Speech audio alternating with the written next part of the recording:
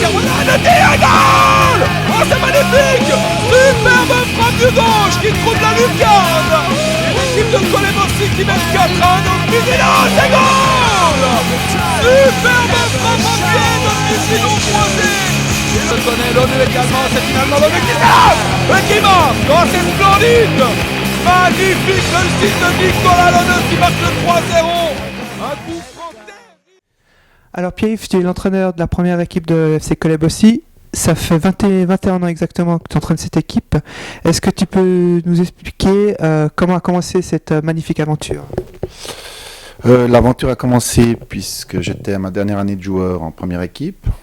Le président était Michel Faton.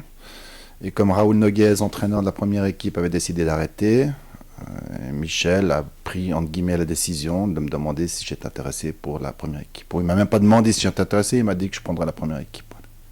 Et quel est ton meilleur souvenir ou tes meilleurs souvenirs depuis 21 ans ? Bon, les bons souvenirs, il y en a beaucoup parce qu'on est quand même une équipe qui gagne beaucoup. Non, mais la première année, elle est assez fabuleuse parce qu'il y a eu énormément de changements dans l'équipe. Donc, tous ceux qui, à l'époque, touchaient quand même des primes de match sont partis. On a une nouvelle politique sans argent, sans rien du tout. Donc, on a eu un brassage de joueurs.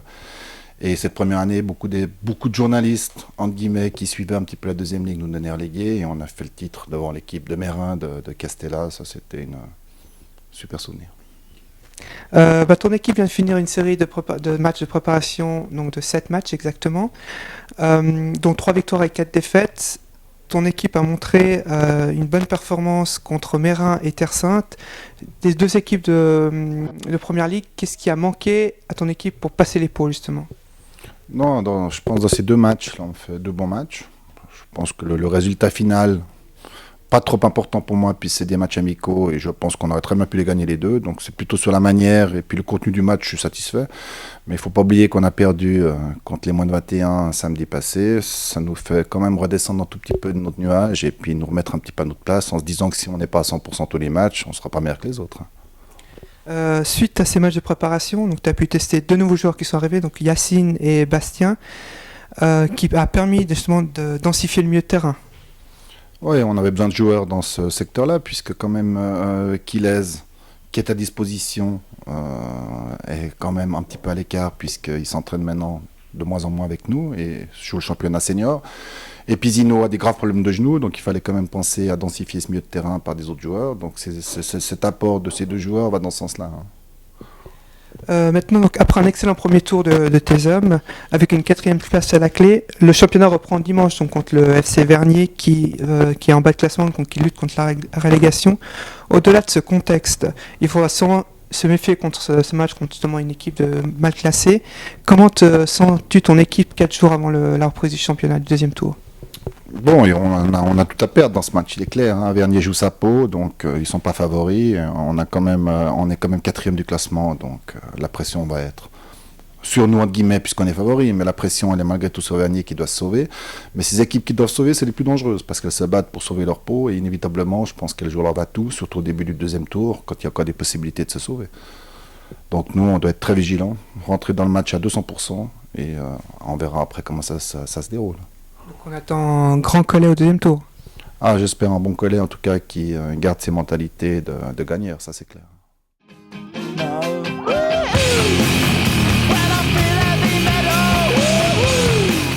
Alors Luigi, durant la pause hivernale, en entre-saison, donc la saison 2013-2014, on a appris la grande tristesse que tu allais arrêter ta carrière, mais tu as quand même participé à la préparation pour le second tour.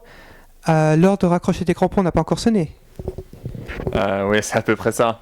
Alors, simplement, à la fin du premier tour, ça a été assez compliqué parce que j'avais de très fortes douleurs au genou. Et puis, d'avoir un peu de repos, ça m'a fait du bien. Par contre, j'ai pu reprendre cette préparation, mais malheureusement, je pourrais en tout cas pas participer à des matchs complets. Donc, en gros, le but, c'est vraiment de pouvoir me rendre utile pour l'équipe si possible. Mais ça se limitera, je pense, à une mi-temps maximum. Malheureusement, je peux pas trop revenir en arrière. Par contre, nous avons pu te voir préparer certains entraînements avec Pierre-Yves, ainsi que préparer les matchs. Est-ce que ta reconversion en tant qu'entraîneur, elle va commencer bientôt ? Alors oui, ceux qui me connaissent savent que j'ai toujours voulu entraîner. Et puis c'est vrai que là, sans le foot, je me sens pas moi-même. Donc c'est clair que maintenant je commence à me poser la question de ce que j'aimerais faire après. Puis j'ai la chance de pouvoir côtoyer Pierre-Yves ici. Et c'est clair que pour moi c'est un grand plus de pouvoir participer à intégrer un petit peu ce staff indirectement et de pouvoir contribuer à la mise en place de l'équipe pour certaines choses. Est-ce que des projets sont en cours ou est-ce que tu vas reprendre une équipe l'année prochaine à Cholet ou c'est encore tout frais? Alors là, c'est encore trop frais. Maintenant que j'ai encore le pied sur le ballon, bah, c'est encore un petit peu tôt pour en parler. Maintenant, c'est sûr qu'à terme, enfin, je veux dire à court terme, j'aimerais bien commencer à prendre une équipe parce que là, j'arrive encore à faire ce deuxième tour plus ou moins normalement, mais je pense qu'après, ce sera difficile de continuer pour moi. En tout cas, en pratique le foot. Donc, je vais passer de l'autre côté de la barrière, je pense, très prochainement. Alors maintenant, parlons du deuxième tour. Donc, le championnat reprend ce dimanche contre le FC Vernier. Sauf erreur, le match aller, vous avez écrasé 7-1. Mais là, c'est un tout autre contexte parce qu'ils sont peut-être sûrement renforcés. Et vous êtes un peu attendu au tournant car vous êtes, entre guillemets, plus ou moins en haut du classement et vous êtes un peu l'équipe à battre. Je pense que c'est assez juste. Au match aller, on a gagné 7-1, mais je pense qu'il faut clairement le mettre loin ce match. On sait que le deuxième tour, c'est quasiment un nouveau championnat. Et puis surtout, dans le match aller, on a bien vu ce qui a fait qu'on a pu gagner avec une aussi grande différence de goal, c'est qu'on a été vraiment. On a fait un match entier de la première à la dernière minute. Et à la mi-temps, on gagnait que 1-0 si je ne me trompe pas. Donc voilà, on a réussi nous à faire la différence.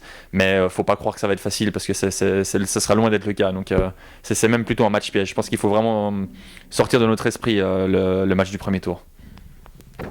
Au niveau de la revenons à la préparation, donc une très bonne préparation. Vous avez quand même titillé des grandes équipes de première ligue classique, donc le Terre Sainte et FC Mera. Qu'est-ce qui a manqué pour vous passer l'épaule justement, parce qu'on peut considérer pratiquement que vous êtes presque au niveau de première ligue? Je dirais que la préparation, on a vu un petit peu de tout. On a vu des grandes choses contre les bonnes équipes. On a vu des choses un petit peu moins bien aussi contre des équipes de notre catégorie. Je pense simplement que voilà, ça reste de la préparation. Au final, si c'est pour tout gagner en préparation et puis être mauvais en championnat, c'est pas ça qui compte. Maintenant, je pense qu'on a manqué un petit peu de réussite dans certains matchs. C'est ce qui a fait un petit peu la différence. Et ouais, je pense que le fait de mériter de dire qu'on a une équipe qui a un niveau de première ligue, ça se vaut à long terme.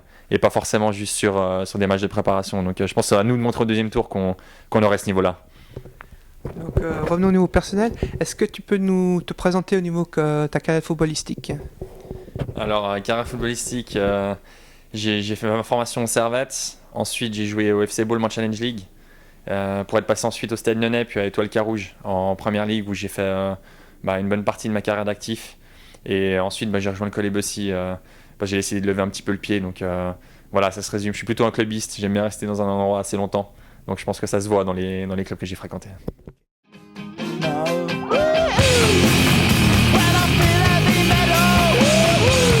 Morgane, tu es gardien de l'équipe des juniors A du FC Cholet Bossy. Est-ce que tu peux me donner un petit mot sur comment s'est passé le premier tour de ton équipe? Alors le premier tour s'est super bien passé. On a fini 3e avec la meilleure attaque du championnat. Mais le classement ne reflète pas tout parce que jusqu'à la dernière journée on bataillait pour la place en premier degré, mais malgré tout il y avait une bonne ambiance dans l'équipe malgré quelques petits problèmes. Tout s'est bien passé en gros. Donc tu viens de dire meilleure attaque comme la première équipe évidemment. Donc vous êtes qualifié pour le championnat première catégorie. Oui, et tout à fait. Et là on va jouer avec ceux qui descendent de l'Inter et puis les meilleures équipes de Genève. Donc c'est un sacré défi. Quel est l'objectif que vous a donné Serge Cazorla, donc ton entraîneur? On n'a pas vraiment d'objectif particulier, mais c'est toujours finir le plus haut possible, prendre les matchs les uns après les autres et puis essayer de faire le plus de points possible. Maintenant un petit mot par rapport à la première équipe. Donc quel est le contact entre la première équipe et les juniors, surtout les juniors A, parce que vous êtes la relève entre guillemets? Le contact n'est pas trop mal. De temps en temps, Pierre-Yves fait appel à nous quand il a besoin de joueurs à l'entraînement. 2-3 fois, moi je me suis déjà entraîné moi-même avec la première équipe et je sais que certains autres coéquipiers se sont entraînés avec eux. Puis on a eu l'année passée Kevin Turner qui a pu intégrer la première équipe et 2 ans avant Jérôme Kerouadan.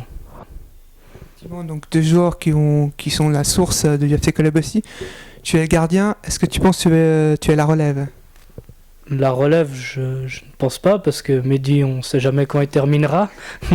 Il est là depuis bien longtemps, mais puis en plus, il Ils ont un sacré bon gardien avec Loïc Fontaine derrière et des autres aussi dans l'équipe 2. Donc j'essaye moi de faire le mieux que je peux et pourquoi pas un jour si je devais être appelé, oui.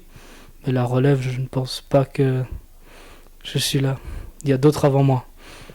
Ok, maintenant la première équipe reprend le championnat le deuxième tour donc contre le FC Vernier. Quel est ton pronostic pour ce match? Je sais qu'ils ont gagné 7-1 le premier match, mais c'est toujours dur, surtout les matchs contre des Genevois. À mon avis, ça va être disputé jusqu'à la dernière minute, mais je pense qu'une victoire de Collet 3-1. Je vois bien une victoire de Collet.